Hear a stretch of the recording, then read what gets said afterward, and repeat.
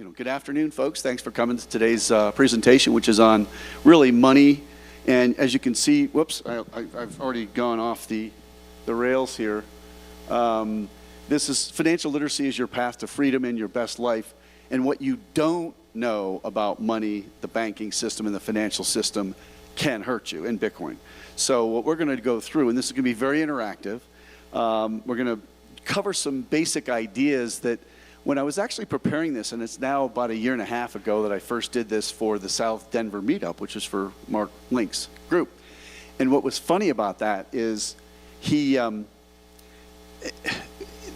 I prepared like 100 and some odd slides, and there was no way you would have walked away depressed had I covered all the things that are wrong with our system. So I narrowed it down, and so and we're going to go through maybe, a handful. But I want to read a poem that I read that called The Game of Money. So we'll start it with a poem that hopefully you'll get a chuckle out of. It says, "Do you understand the game we're playing oh so well, that it keeps you from the gates of monetary hell? When you learn why the Fed is not so well known, you'll learn why your wallet and your mind get blown. The system is so bad, and I'm about to make it much worse, that before the day is over, you'll hate me and curse. That's okay, I'll take my chance, since it's only fair that you learn there's a cheat code for those most aware. Today you can have a money playing by different rules that allows for greater freedom from being played as fools. I sincerely hope what you learn from our time tonight will make you want to join this impossible fight. All it takes in this moment to become a hero is to start stacking sats to get off zero." So here's the deal, and again, I don't even need to worry about too much about the slides. Are you capturing the slides on the presentation, Joel? Okay, so there's a couple of financial worlds that have collided here. So you've got Bitcoiners. Jeff is a Bitcoiner. Joey's a Bitcoiner. They understand Bitcoin really well, but sometimes they don't understand the financial system, the banking system. They usually do understand the money. And then there's all a TradFi. They understand traditional finance. They understand investing, or they think they do, but they don't know squat about Bitcoin. And then there's everybody else, which is the average person who doesn't understand either. So in that respect, Nick, you're unusual because I think you probably have a better sophistication for this than probably the average person. But what I'm going to try and do is just kind of go through some of the very obvious things, and I know that you're going to know some of this, Jeff, but we're going to go through some of the this is going to be distracting to me. We're going to go through some of these slides, but here's the reality. Our financial system is probably 200 times worse than anybody realizes. And I'm not going to go through all the reasons why. I'm going to cover a few. And then Bitcoin is so amazing that it's probably 200 times better than anyone realizes. That gap leaves people going, sounds like a scam. Because they don't understand how bad the current system is, and they don't understand how brilliant a solution Bitcoin proposes. So I'm going to start, the first thing let's start with is there's some knowledge gaps I'm going to close over the next hour or so. By the way, this is till 2:30 or? All right, good. Well, I'll stay until you guys get tired of me. How's that? There's a couple of things. So you know what the Federal Reserve is? All right. Two things about it. Number one, it's not a federal agency. It is privately owned. Did you know that? Okay. It is literally owned by about 6 banks. So it's not really federal in the sense of a government agency. Yes, there are some controls that the government tries to exert on them, but it's independent, and they have they are not bound by any of the usual laws that would relate to federal government agencies. And there's no reserve. I won't dwell on that, but it's a Federal Reserve, and I'll get into, okay, well, how did that happen, right? And I'm assuming you probably know this. The dollar isn't backed by anything. I'm assuming that's something you did know. Believe it or not, true story, I had a cousin, God bless her, she worked in banking for 30 years. I started talking to her about Bitcoin in 2020 or 2021. She still thought the dollar was backed by gold. Now, this is somebody in the banking industry, so you're like, really? So, in case that bursts the bubble, I mean, usually in a group that's big enough, you can see what happens. All right, so do you know anything about the story of Jekyll Island and what happened there? You don't either? Okay, good. So in 1910, all the big banks were starting to see encroachment by the smaller banks, and they basically met on Jekyll Island to design a new system because the United States had basically a first Fed. They called it the United States, first United States Bank, then it had a second United States Bank. They wanted a third, but they knew not to call it that. So they all meet on Jekyll Island, very secretively, I might add, did not use their full names, in some cases didn't use their real names, came up with a design in 1910 as to how they were going to design what we now live with as our current system, and designed the Federal Reserve, which has basically branches in different parts of the country to make it look like it's not being controlled by this private cabal. But it was basically them meeting to try and squeeze out all these upstart banks that had started to show up in 1910. And they go away. Eventually, this design gets embedded in legislation, which gets passed in 1913, and we now have what we know of as the Fed. And it's a fractional reserve banking system, which we'll get into in a minute. Do you know what that means? Okay. So in 1913, we now have the Federal Reserve, and guess what else we got that same year, just as a next extra little Christmas gift, because it was passed at the very end of the year. Income tax. Literally until 1913, there was no income tax in the United States of America. And it just so happens, coincidentally, that we ended up getting into World War I.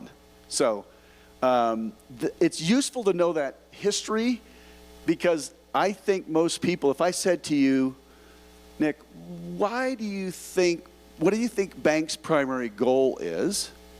What would be your answer? Yeah, we're loaning money and protecting our money, right?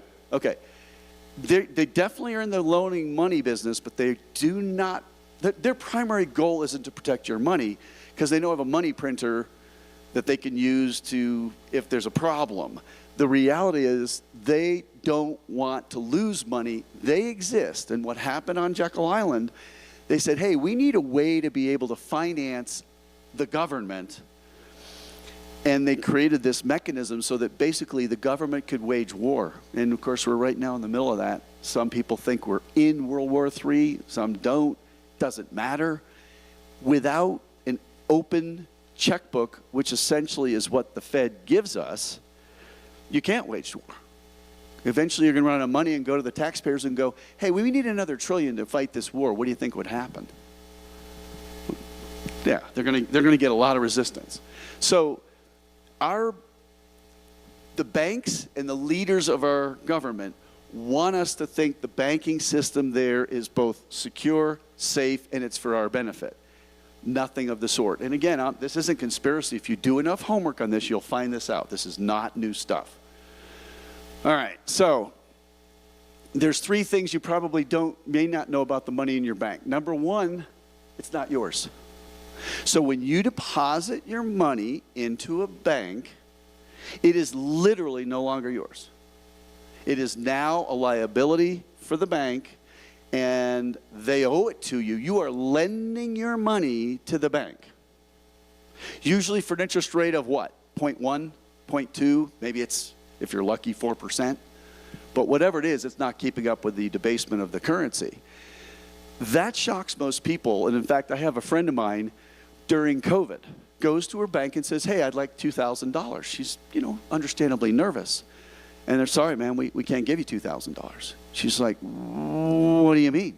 And again, she thinks it's her money. We can give you $200. She was apoplectic. She was so pissed. She eventually fired that bank, went to another one. But she didn't understand it's not her money. But number 2, it's not there. This is the idea of fractional reserve banking. Have you heard the term? Okay, so what that means is I put in $100, the bank can turn around and loan out all but a small percentage of it to somebody else. So the money's really not there because it's called fractional reserve rather than full reserve. And one of the battles going on in the stablecoin world that almost nobody talks about is that stablecoins and stablecoin companies are full reserve because of the way they operate. Most people don't know that. But the unstated reason why stablecoins are so threatening is because they're full reserve. And then the thing about fractional reserve, it's gotten so bad that in 2020, they removed all reserve requirements, and now I call it fictional reserve banking.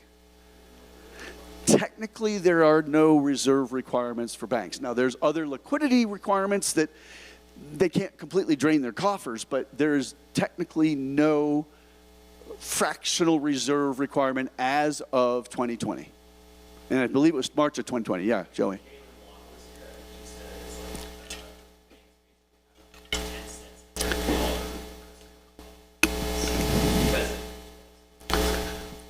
Yeah. And that creates a structural problem that hopefully we'll discuss. Okay, so three things. Number one, it's not your money. Number two, it's not there. Number three, it's not even money. So technically, it's credit. In fact, J.P. Morgan, I think, said back in 1912, gold is money, everything else is credit. And that is our entire system. In fact, we're not unusual. It's every single country that exists on the planet. It's always going to be a credit-based system.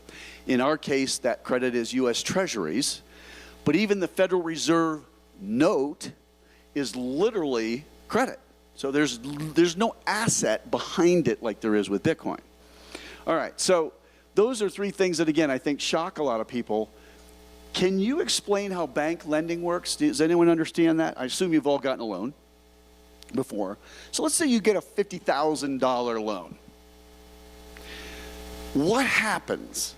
Walk me through in your own mind, where's that $50,000 that they're loaning you coming from?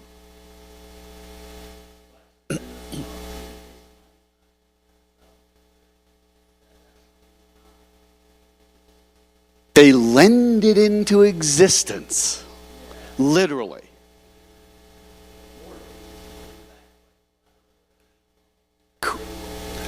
Yep, if you don't pay. So let's say it's a $50,000 loan for a car. They're going to literally do an accounting entry, and let's say their balance sheet said they had $1 million before you did the loan. After you do the loan, they're going to have $1 million and $50,000, $1,050,000. And it's listed as an asset, and it's a liability for you. And then where's the $50,000 come from?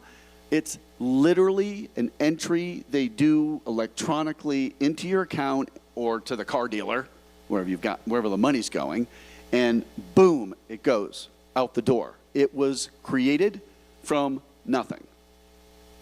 And when you start to understand that that's how our entire system works, it probably will make you a little bit curious or maybe even uneasy. It's not a big deal, but nonetheless, it's not something most people know. So you learned that at the South Denver one. So you were at the one at South Denver that we did back in May of last year? Awesome. A repeat. I love it. I love it. All right, so let's see. Yeah, it's literally pixels on a screen. It used to be in the old days they would do a ledger entry, big books, right? But now it's on a computer. But it's unbelievable, I think, how that works. Now, private lending, I loan Jeff $50,000. I can't just produce it from nothing like the banks do, but like the Fed does. I actually have to have the $50,000 in the bank before I can loan it. He's still going to give me a note. He may still give me a security interest, but it actually came from real money that either I earned or I inherited or I stole. I mean, whatever. I'm still using actual dollars, which is to be contrasted with what the banks do. Is that clear? Haven't lost you yet? Okay, I mean, it's almost hard to believe it's this bad, but it's really important to know that. Yeah, go ahead.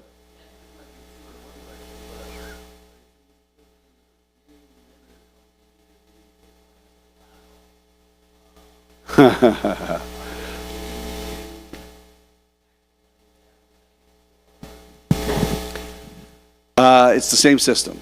Now, and they're taking your collateral, Bitcoin as collateral. So no, it's any loan done by a bank, they are lending the money into existence.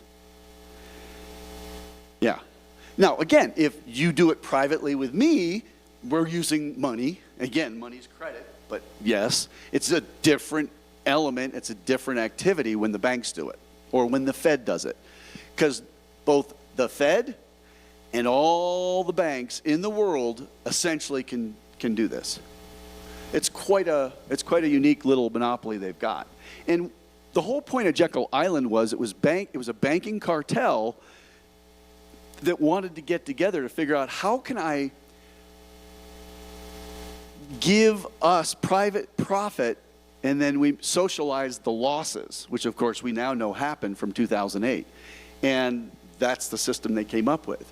So you might sort of think about, okay, well, what is money? This gets and there's an entire podcast on this. I don't know if you've ever listened to Robert Breedlove's What is Money show. He did one with Michael Saylor, in fact, one of his first series of podcasts. Most people don't really think about what money is. And all it is really your time and energy in an abstracted form. So we work for money, or, we've retired for a while from having to work for money, but we work for it, right? And it's a really good, you've heard the phrase, time is money. It's actually a pretty good representation, because you could calculate how many hours it took to buy a house, the average priced house in 1930, versus how many hours average wage would it take to buy the average priced house today. Radically different affordability, which is why people are noticing, right? But it's really useful as you think about money, just to think of it in terms of the time. You're spending time here today.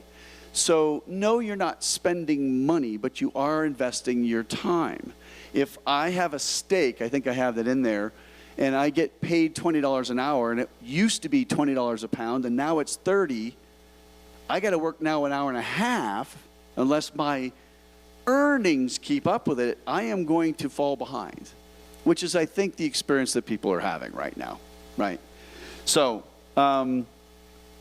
okay, expressed in terms of time, we hear the term trillion, but it's useful to try and put it into a time frame of reference. If I give you, Jeff, $1 a second, how long will it take me to, how long does it take to give away $1 trillion? So it's 1 trillion seconds. You'd have to do a calculator. Just guess, because this is where you start to appreciate their borrowing. We have 39 trillion is our debt? 31,700 years. Okay?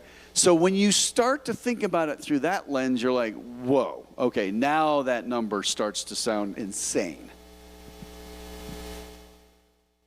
Factor of 1,000, which, again, our mind has a hard time comprehending it. You're not alone on that one. And to me, that's the trick about when you understand money in terms of time. Hey, welcome. It really makes a lot of difference. So, what's your name? Oh, awesome. What is it? Nick. Also Nick. You're trying to make it easy so I don't forget your name? Is that the deal? All right, cool. Good to have you, Nick. All right, so here's a question. Very simple. Are prices going up right now? And all of us would say yes, right? Common parlance. However, again, when you really pay attention to what's going on with the money, what's really happening, I have a friend, she's like, oh yeah, during COVID, my house went up 50% in value. And I hated to break it to her, but it's like, did your house go up in value, or did the purchasing power of your money go down?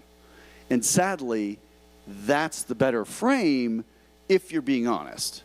Now, you can look at it any way you want, but when you're at a cocktail party with friends and they say, oh yeah, my house went up, there's some very interesting questions. Did your house go up, or did the value or the purchasing power of the money go down? So this is, of course, by design. I think we'd all be pissed off if our boss cut our salary by 7%. But what happens, because of the nature of the way the system works, they can keep inflating the money supply by 7%, which is, I'll get in a minute, is technically what inflation is. We are thinking of inflation, it's really CPI, it's the cost of goods. Inflation's really the increase in the money supply, and the banks and the Fed have control of that. But if they went to you and said, hey, I'm just going to give you a pay cut of 7%, you good with that? Of course not, all right? We'd say, absolutely not. There'd be a revolution, right? Well, they do it every day, and they do it quietly. They're doing it right now. They are doing it right now, and absolutely nobody's squawking about it because they do not really understand the mechanisms for how it's working, or how it's working against us is really a more accurate statement. All right, so, and what would happen if we played Monopoly and you got paid $600 instead of $200? You get paid $600 each time you pass go. What would happen to the price of the houses? They go up. Okay, now the Fed, not only can they print $1 trillion when they pass go, they can print $1 trillion anywhere you are on the board whenever they need it. And they will call it under other names, liquidity. They will never call it money printing. They will call it QE. They will call it, there's SLR, which is it's a leverage ratio that the Fed can play with to make sure that the banks can always be buyers of our debt. And so, again, a lot of us don't know this, and it's just useful to be armed with this so you make better decisions. That's ultimately the goal why we're doing these. We're going to do this series of these kinds of sessions. All right. So I just covered inflation. So technically, prices going up isn't inflation. Now, in common parlance, it is. I'm not trying to dispute that. But if you look at economists who are honest, inflation is an increase in the money supply. And if you can track this. The Fed reports this very clearly. There is no mystery about what they're doing. It's just that nobody understands the implications of what they're doing. CPI is a very different animal. CPI, I think, was reported. What was the most recent one, Joey? Do you know? 3 point something? I think it's above 2. I don't know the exact number, and it really doesn't matter because that's sort of a shell game. That's the Fed playing with these 3 things in front of you. Pay attention to where the ball is, and they're trying to make sure you're not paying attention because that number doesn't really tell you about your purchasing power. What really matters is how much are they increasing the money supply. And that is a fact. Over the last 100 years, they've increased it roughly 7% a year. Every year for 100 years. Yeah, go ahead.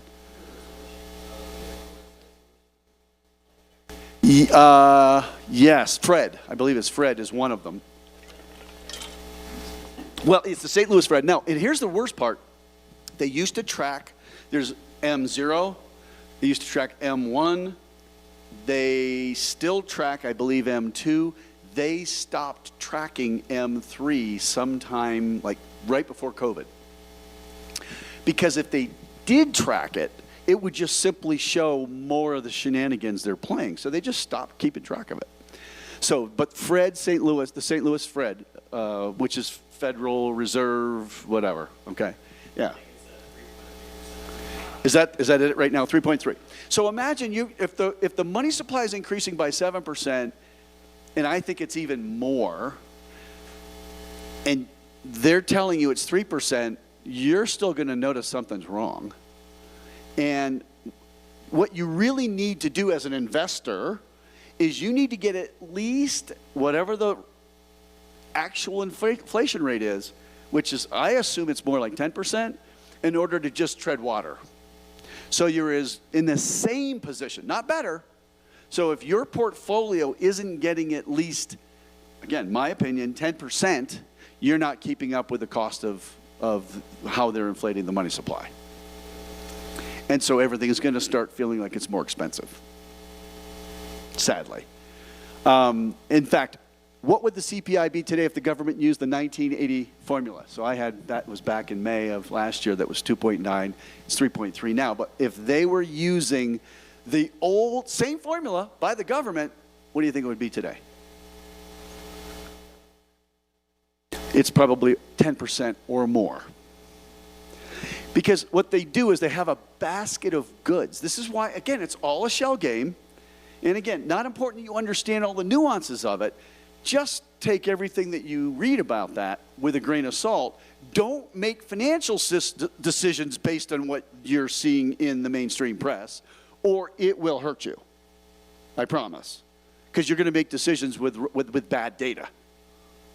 Because you're going to think inflation's 3% when in fact the real inflation rate, if they use the old method, would be closer to 10. All right, well, that gap is your loss of purchasing power. That is stealing your time. They're not going to advertise it that way. I'm not even saying that they're bad people.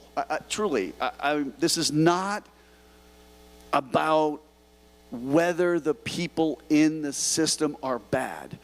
The entire system is flawed. You put good people in a bad system, you're going to get bad results, which is what we're getting right now. Okay, any questions so far? No? All right, so the natural state of the free market. So who's read Jeff Booth's book? Anybody? No? He has a fantastic book called The Price of Tomorrow. And it's not about Bitcoin, but he explains, look, technology is going to deflate prices everywhere. All right. Well, in fact, AI is accelerating that.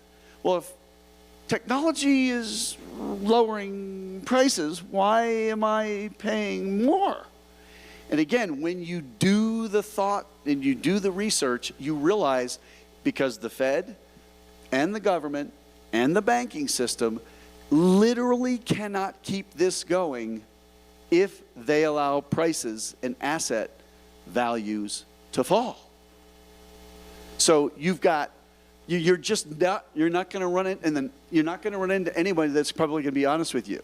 So today, prices drop. So back in 1970, I think, my dad was all excited because he bought a Texas Instruments calculator for $150. A calculator. That's all it did.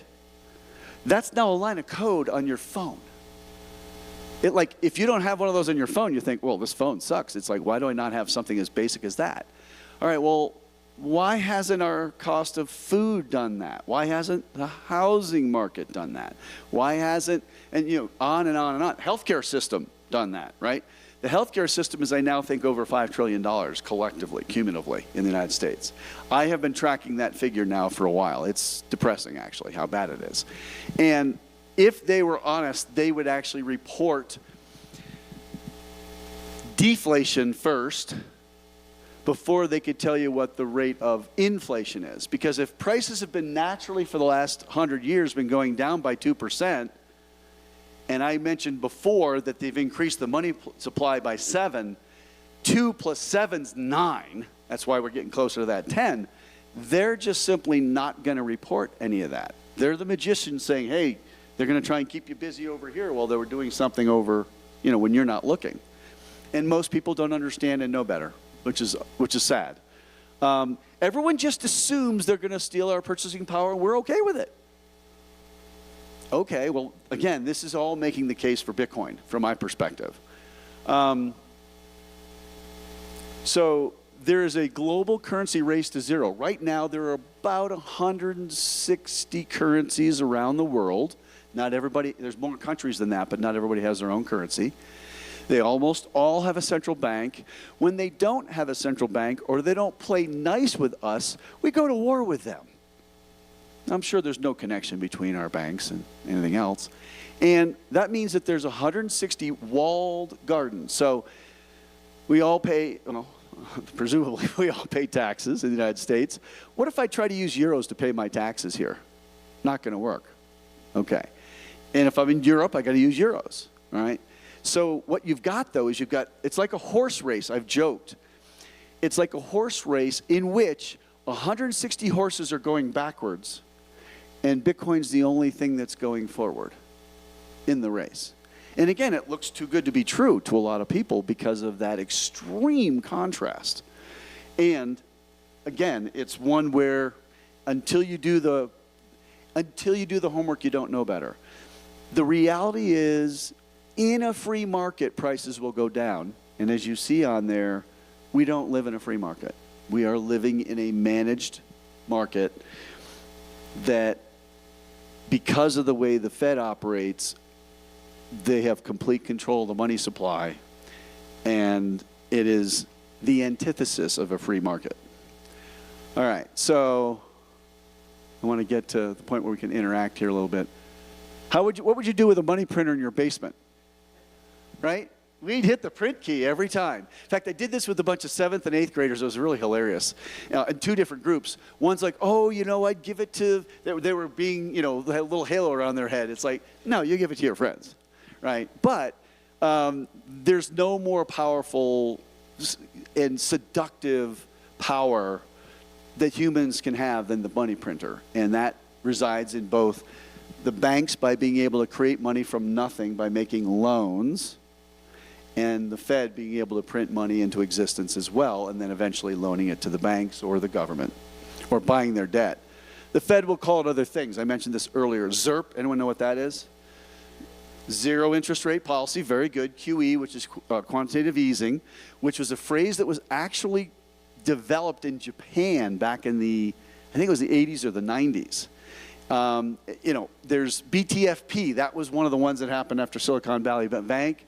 There's suspending the SLR. I mentioned that swap lines. Basically, they're doing that right now. The Trump administration is setting up swap lines for countries in the Middle East. Think of that as, rather than have to sell the treasuries, you're the United Arab Emirates, you're just going to loan money directly from the Fed, so you don't have to sell your treasuries. Well, what's that going to do? That's going to keep them from selling the treasuries, which will actually keep the price up and the interest rates down, right? So it's literally such a rigged game that when you understand the way it's played, you're a little uncomfortable, right, with what's going on. And as I said, when the Fed passes go, it can print trillions, and it can also print it anywhere on the board. Hard to believe, but it's true. All right, any questions on what I've covered so far? So to me, I actually would probably say now money has 5 important functions, but I'll put these on here. And there's even maybe 6 if you count control. So there's store of value, which is what all of the attention on Bitcoin goes. The reason why I'm doing the Time Chain Summit, for those of you who have thought about coming, they don't pay attention. There's another 4 that I mentioned, which is medium exchange, unit of account. It's a settlement layer.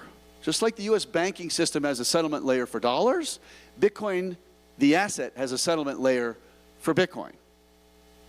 And then the final one is it's a collateral layer.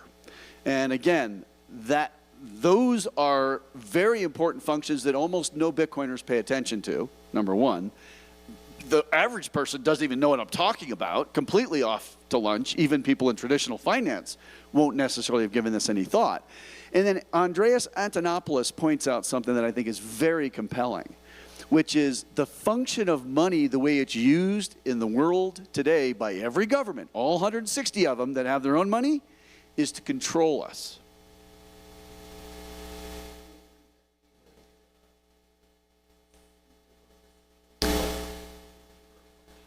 Yes. Okay. Wouldn't that be a symptom of the system rather than a function of money? That's a fair statement. In fact, to be really technical, the last 2 that I mentioned are technically about a monetary system.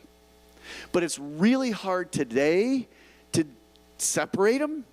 Just because, like, yes, I can separate the dollar from the monetary system in the sense that I can hand you a $20 bill and I don't need any fancy rails, but how many people use cash anymore? So it's almost all electronic, and it's gated, and there's toll booths, and there's people that won't let you move. Try and move money from here to Nigeria using the banking system. Not going to happen. No chance.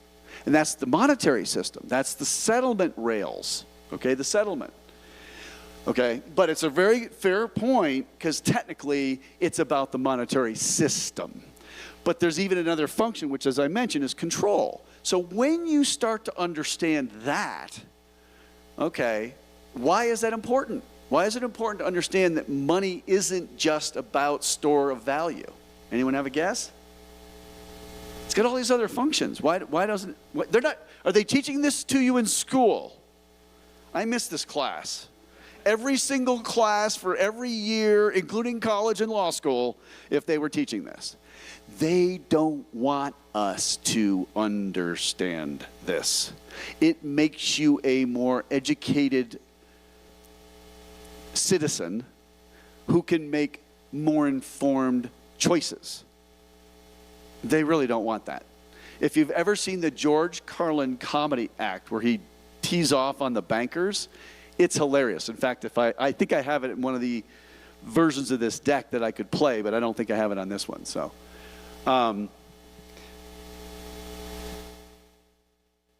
so the current system is rigged in favor of the banks and the insiders. So I'm assuming you probably know that. When the central bank gets in trouble, the most recent that was popular or well known was in 2023. Silicon Valley Bank has the bank run. They literally created, they call it a facility. They have tools. You'll hear the Fed talk about tools. All they're doing is saying, okay, if we play under the current rules, we're going to expose the fraud. So we got to change the rules so that we can keep the music playing. So they will do all kinds of things. I've mentioned them, all right? They will move the goalposts. Does anyone remember what happened in 2021 with GameStop? Okay, do you know what happened there? It was a short squeeze because there were, let's say the hedge funds owned 150, they were shorting 150 million shares of GameStop, but there literally was only 100 million shares of GameStop. All right, well that should be illegal but on its face. It's not. Okay, so what happened? What did they do? Did the SEC come to the rescue of the little guy? Heck no. What did they do? They shut off. Oh, you did? I love it.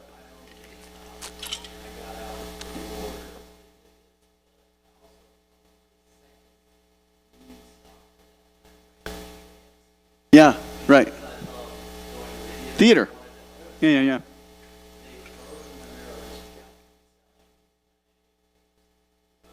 They froze your Merrill Lynch account. Yeah. Correct. We're protecting you from yourself. No, they're not. And here's the real kicker. Robinhood was where a lot of the trading was taking place. And they were sending the price higher, making it harder and harder for these hedge funds, i.e. insiders, to cover their shorts. So what was their solution? Turn off the buy button. You literally could not buy it. Well, that's a good way to keep the price from going up because there's no buyers anymore. Gee, where did all the buyers go? Okay, and that wasn't because of free market economics. That was a rigged system playing out right in front of you.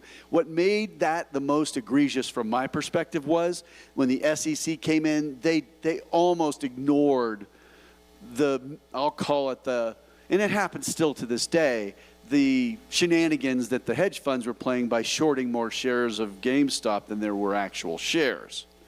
Okay, and Caitlin Long's done a great job on some of the podcasts about this problem's existed for a very long time. This is not recent.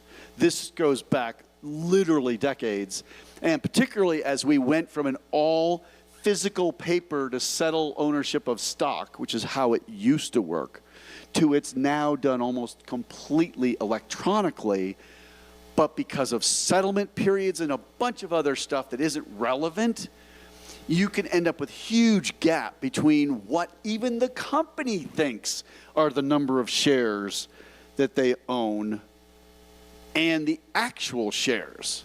And it's not any one person being nefarious. It is the system is the problem. So you...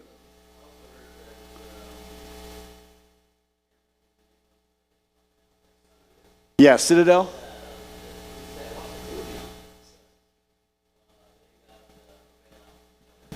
Correct. Correct. Correct. It's a group of insiders, and as George Carlin says in his, in his comedy act, it's a big club, and you're not in it. We're not in it, and you really start to realize that it's a rigged system. It really is, but it's designed in such a way that asset prices have to go up forever. So the stock market can't come down probably 90% like Bitcoin does, because it would literally collapse our entire banking system. And it's because, again, I'm lending into existence. I think you may have missed it, Nick. When I do a loan for $50,000, a bank is literally creating money from nothing and then asking you to pay interest on it. If the value of the assets drop below the loan value, you got a system-wide problem that's just going to collapse on you. So it's like I said, worse than you can imagine. So is saving possible in 2026? I should have updated this to 2026. What do you think? I mean, back in 1990s, I can remember having a bank account where I think I got 6 or 7% interest from a bank. And I think at least at the time they were reporting, again, inflation, which we now know is not even true, right? But at least it was better. Now, I don't think that option's available if you're a classic investor. Now, I would caution and maybe do an asterisk and say, because of the products that are coming out, Strategy being one of the companies that doing this, they have created something, a digital credit instrument, which pays you 11.5%, and they pay out the dividend monthly. So it's almost 1% a month. So if you're trying to just keep up with the inflation, the real inflation rate, the increase in the money supply, there are now tools. They're still new. There are people that are convinced it's a Ponzi. I don't think that's even remotely fair to even call it that, but that's what people say. But it's one of those things where saving became almost impossible. It has been impossible, really, since 2008 because of the way they're playing the games. Yeah.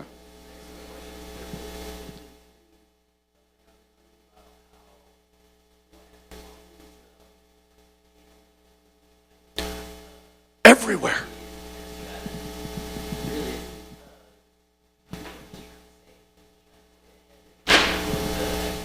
Exactly.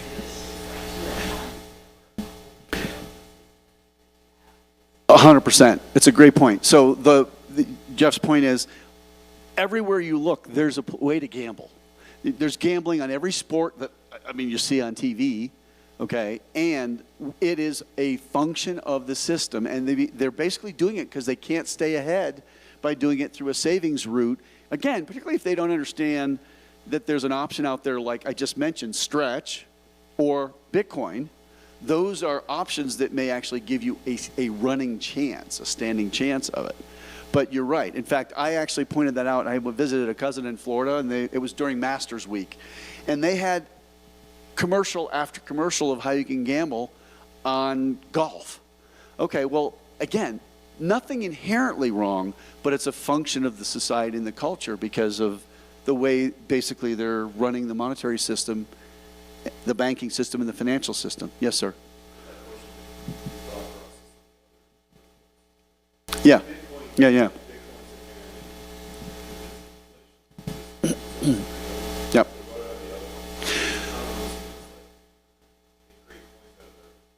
Out of thin air. Yeah.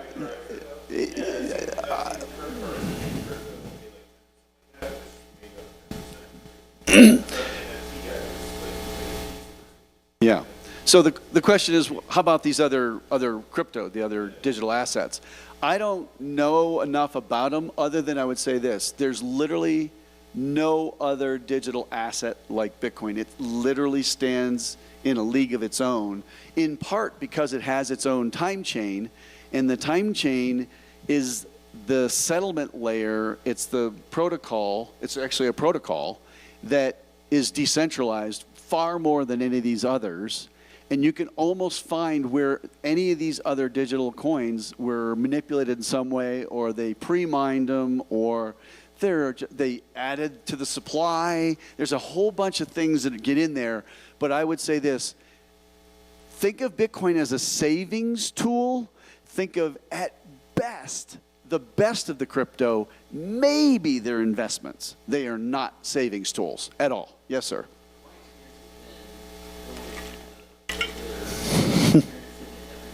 The school of hard knocks. Yes. Right. Right. Yeah.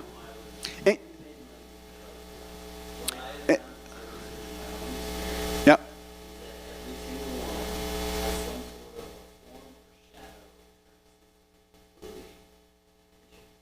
Yes. They mirror the fiat system. Yes, the crypto systems tend to mirror the fiat systems. And again, it's really important. So to me, there's a hierarchy. None of the other cryptos meet the level of what I would call savings, period, full stop. Okay, for a whole bunch of reasons we're not going to get into in a lot of detail, but that's where you should be curious. Then there's some, maybe they're investments, and this is a very tiny few. I don't think there's even a handful, but whatever. And the rest of them are what you just said, Jeff. They are gambling. And all they're looking is for an exit strategy. If I get in early enough and I can dump my bags on retail so that I make a bunch of money, which happens, then they can say, oh yeah, I made a whole bunch of money. And everyone gets drawn in because essentially it's a gambling system dressed up as investing. So again, savings, there's only one.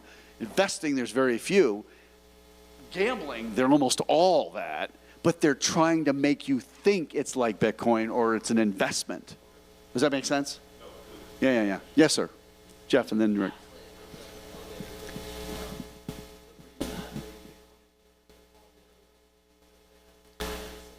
Yep.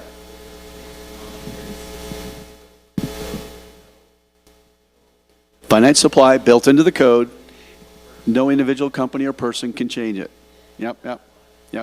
And it was set the day it started to operate, which is January of 2009. Absolutely true. Yes, sir. Yeah, go for it.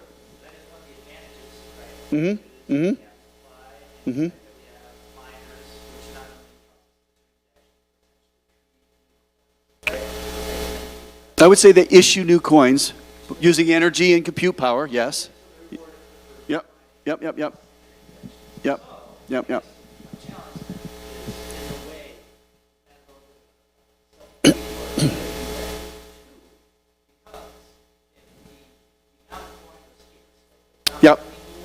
Yep. If they're scarce. Yep. Yeah.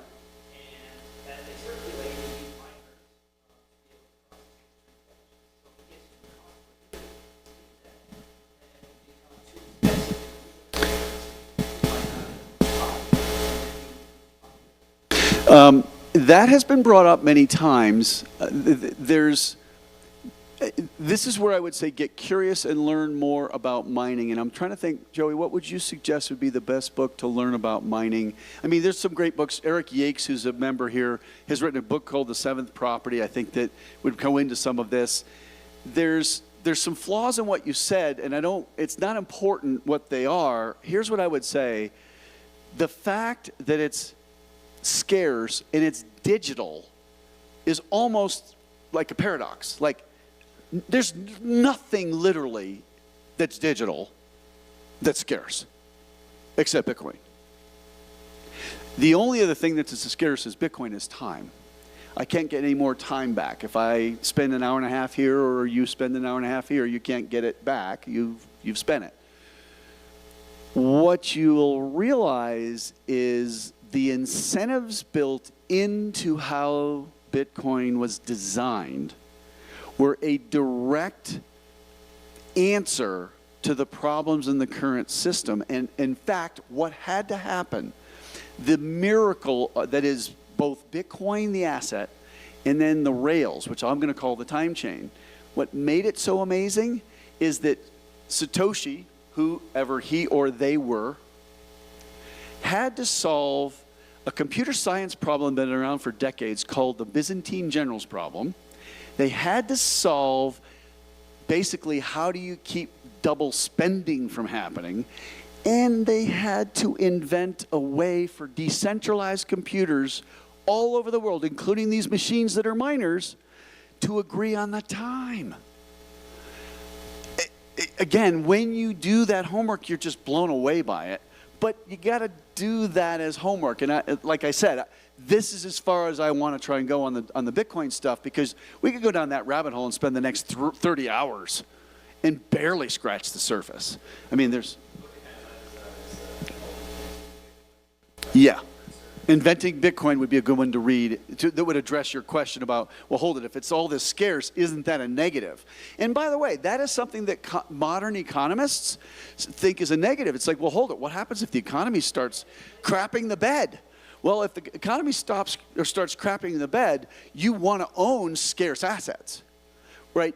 What you'll notice with anything in the market right now, if it's scarce, it's going up in value for the most part. If it's not, it's losing its purchasing power. And again, I don't know if you were here or if you came in later, think of every dollar you earn as a trade of your time, right? And never forget that. And do you want to trade your time for something that somebody in DC can print by the trillions? Or do you want something that nobody else can print? They have to work for it. It's called proof of work. Are you familiar with proof of work?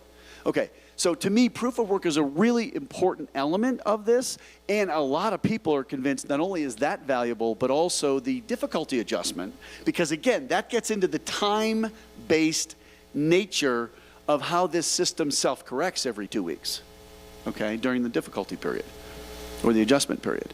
So I don't know if I've answered your question, but again, there's entire books written on this, and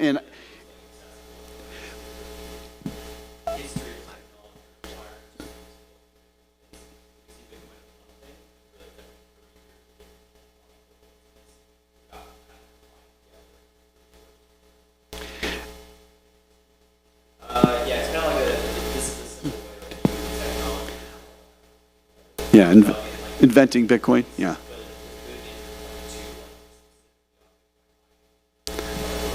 And again, the point I want to emphasize is we're in an economy where when the dollar is losing its purchasing power, you want to own the most scarce assets out there. That's just a matter of logic. Yes, there's a way to kind of think that could be a problem, but it really isn't when you do the homework on what that means. So, but it's a great question, and a lot of people ask it. All right, so we also have a financial system. Remember I talked about what we don't know about money, the banking system and the financial system will hurt us. This is a really interesting one.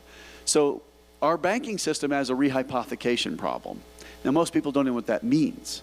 So banks have to hold treasuries on their balance sheet. What they don't tell you is the 4 different banks or 20 different banks can claim the same exact treasury on their balance sheet. All right, well that's like Ryan or Nick going to borrow money to buy a car, gives his security interest, bank number 1, goes down the street to another bank, borrows another 20 grand, and gives the same car as security. How stable do you think that is? That's our banking system. If I were to be kept awake at night because of what's going on in our banking system, that would be a good example of why it would keep me awake. Because it's just, as Lynn Alden says, it's a layered stack of IOUs, which is the next thing.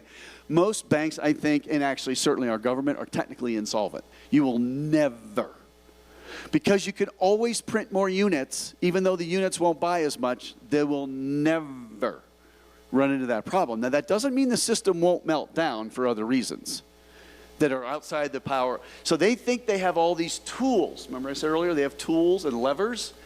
What happens when they go to pull a lever and it doesn't work? Then you're going to want to own a scarce asset that nobody can control. And the reality is, our entire financial system is built on U.S. Treasuries, which is collateral for the system, and it's all smoke and mirrors. And I love Lynn Alden. If you haven't read her book, that I think will probably clear up a lot of questions. A starting point probably is Lynn Alden's book, and her book is called Broken Money. And this is one of the points she makes in Broken Money, which is all our banking system and our financial system is a layered stack of IOUs. Well, turtles all the way down. Which it used to be based on what? Gold. And it was fractional reserved, so it wasn't one-to-one. By comparison, Bitcoin is fully reserved by an asset that is anchored. So the time chain, so Bitcoin, the asset, and the time chain, which is the rails or the monetary system, is the only monetary system anchored in time and energy and real world cost. Jay Powell can wake up today and go, I'm going to print $1 trillion. You cannot print 1 trillion Bitcoin. Physically, literally impossible, at least without having an ungodly amount of control of the system, which I think for practical purposes makes it impossible. But theoretically it's possible, but it's not likely. And our currency has been weaponized. So when Russia invades Ukraine, what do? We took all their treasuries. And okay, so we're using it, we're weaponizing this stuff. And the reality is the pension funds, they had a leverage problem back in the UK in 2023. The pension funds were playing some games to try and use leverage to increase their returns. Because if you're a pension fund and a UK gilt is paying 1% and they're required to hold those, you can't just hold that and solve the problem. So they had some other games they were playing. I don't remember the exact name of what they called them, but they were buying those up, and then all of a sudden that stopped working. So they went from, oh, we're going to do a whole bunch of whatever it was, austerity, to, okay, no, we can't go there because the system literally would have melted down. This is another example of where the insiders do what they need to do to keep the shell game going. And again, it's not because they're bad people. It's the system. You put good people in a bad system, you're going to get a bad result every time. And that's the problem with the banking system and the financial system. That's the brilliance of the Bitcoin ecosystem. And it's a protocol as much as it is a monetary system. All right. So almost no one understands risk. There's a cool podcast. It's Nick Baccia interviews Michael Saylor on risk. So look it up. He literally goes through like 35 different risks. And you can see, I think maybe 25 up there. I'm not going to go through them, but there's one that he didn't talk about at all that I thought was glaring, and that is systemic risk. Absolutely nobody in traditional finance will have a clue about, if you say, well, what about the systemic risk in our system? They will look at you like you've got 4 eyeballs. What are you talking about? You know, it's the greatest country in the world. It's the best, most amazing financial system. You'll get all kinds of platitudes. They will not answer your question. And again, I'm trying to give you enough data. Remember, I had 100 slides I could have done. I tried to narrow it down just so you get some of the idea of what we're talking about. And it's just unbelievable. But almost everybody in the United States, including the experts, including government officials, including the people that you would most want to know about this, either ignore the risk or whistle past the graveyard that it doesn't exist. All right, so I think it's the next one. So there are wealth confiscation tools the government has. I could go through that. We saw that happen in Canada, right? The number of things that you can do are unbelievable. There's stock buybacks. How many know that until 1982 it was considered manipulation to buy back stock? 1982, Steve Jobs, bless his heart, never would have accepted stock buybacks. What have they been doing since he died? They've been buying back stock like a drunken sailor. Okay, what that does is it actually artificially changes the price of the stock, because you're having fewer shares, which is great. I get more ownership of my shares, but I've done nothing to create value other than play a money game. That's how the financial system plays games with the system that is slightly different than how the banking system. So even Strategy, they're issuing more shares of MSTR. Okay, now they're claiming they're going to get more Bitcoin per share, so they have a rationale for why what they're doing is not diluting you. But they are diluting you, at least as it relates to US dollars, or as it relates to, you know, your ownership or percentage of the company, because it's going to go down as they issue more shares. All right, so the safe harbor rule I mentioned just in 1982, here's the executives have incentives that make them want to buy back their stocks. Everything is incentive-based. Everything in our system is incentive-based, and the incentives are all screwed up. All right, so we've covered a bunch of these problems. How many were pretty aware of most of these, or all of them? Okay, because those become the answer to why do I need Bitcoin? And the reality is you combine all of these. Like I said, I deleted 53 slides. I actually had more than 100, I think, at one point. And I have 100, and this is all without AI. There's absolutely no AI used in any of this. Joey can verify that, because I'm not really a big user. And I have 150 questions. I could have gone through and done this as a Socratic dialogue with you guys all day long. In fact, Joel, maybe we'll do that for some of these future ones, because it's a really interesting conversation to have, because we just don't go there. But the reality is, the incentives don't make, there's no one in the school system that wants to teach you this. Your employer doesn't really want you to know this. Your government doesn't want you to know this. The banking system doesn't want you to know this. The financial system, including your financial advisors, don't want you to know this. So you either have to get educated on your own, or you're going to just operate more in the dark, to be nice, and possibly as a debt slave, but not actually realize that you are a debt slave. So, and again, I think I talked about this. I don't think it's going to happen, but our banking and financial system are designed in such a way the debt has to keep growing forever, or it collapses. Asset prices, which is the collateral, have to keep going up. Well, hold it.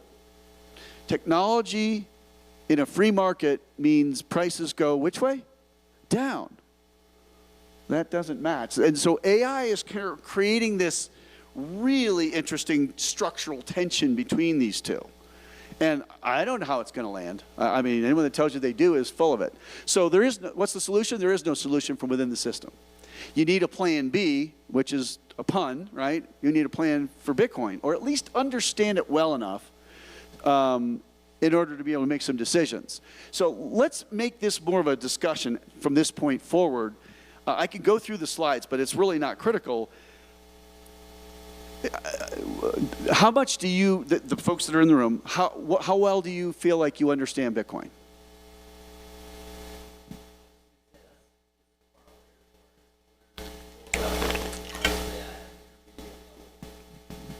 Yeah. Okay. So pretty good. Scale it. I don't either. Yeah. The technical stuff I don't understand as well either. And I don't think you have to. So here's the reality. You don't actually even have to understand in any depth like a lot of Bitcoiners feel like you should. Once you know the problem exists, you just want to know there's an exit. And you want to know how to do it wisely. So for example, the way I would, so how about your thoughts in terms of your comfort level with Bitcoin? Same? Okay, yeah, because you seem to know. And you're pretty new to it. Yeah. And what I would do is I'd meet with my friends on a regular basis just to try and close some of those gaps. You mentioned earlier there's some very unique things about it. It's a very fixed supply of coins. That's the asset. There's also a fixed amount of block space. There are two kinds of scarcity in the Bitcoin monetary system. Everybody talks about the 21 million. Almost nobody talks about the block space scarcity. That's Bob Burnett is the biggest proponent of it. In fact, he was scheduled to be our keynote for the Time Chain Summit. And unfortunately, he's got a family commitment he cannot get out of. I think his son's getting married. He got that news after he agreed. And there are a lot of elements of how the Bitcoin network was designed. But if you're at a party and someone says, well, what's this Bitcoin thing? I would usually, if I'm feeling a little bit frisky, I'll go, well, which Bitcoin are we talking about? And that's because there's the asset, Bitcoin. Let's use small b. And what's the other one? The network and the protocol. Okay? That's the big B.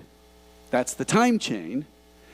And when you're talking to somebody and they don't know anything about Bitcoin, you're like, what did you just say, Mark?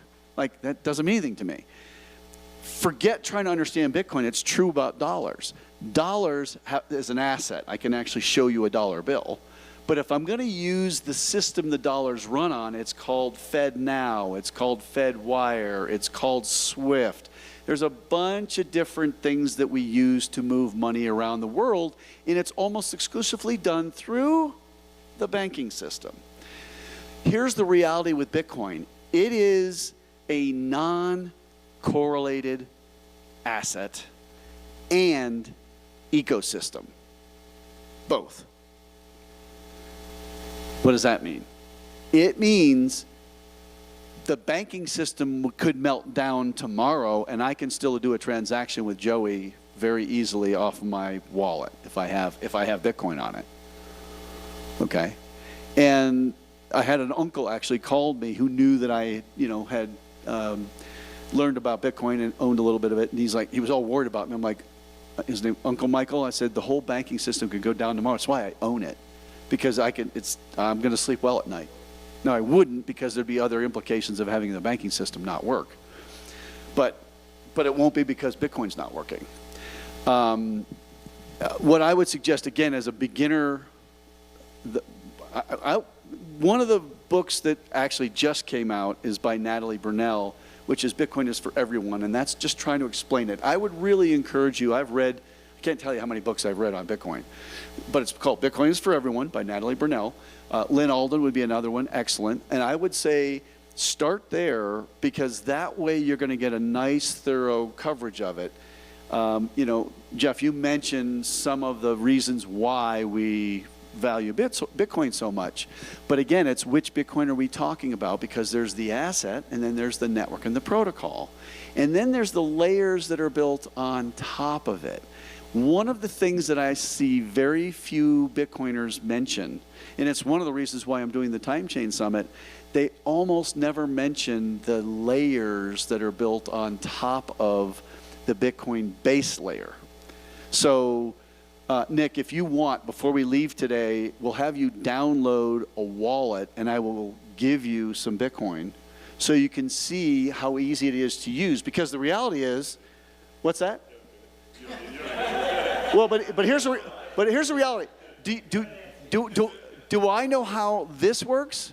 No. Do I know how the microphone works? No. Do I know how my phone works? No. Can I use it? Yes. The absurdly easy way of using Bitcoin, it's so absurdly easy to use, I don't have to know how it works in order to use it or own it or save with it. What I would say is Bitcoin is a savings technology properly held. That's really hard for us if we have not been exposed to Bitcoin before. Yes, Jeff? No, you're not jumping.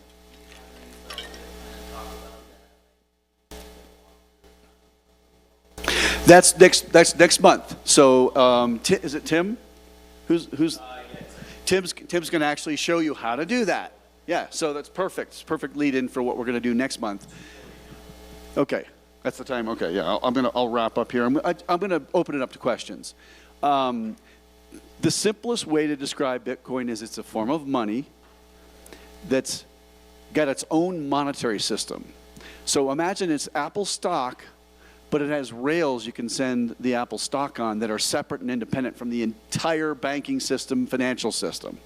Okay, now it's getting integrated a little bit, but again, properly custodied, which is next month, it is a very unique asset. It would be like holding a bar of gold. So when you have some Bitcoin on your phone, and not through Coinbase, a third party, literally nobody can take it from you. In fact, if you do it on a wallet maker and you say, hey, I can't get access, they'll say, sorry, if you didn't back it up properly, you're SOL. But let me leave it there and see what you have in the way of questions, because really you're sort of newest with it, and I want to, what are your questions and gaps, and let's see if we collectively can close them for you.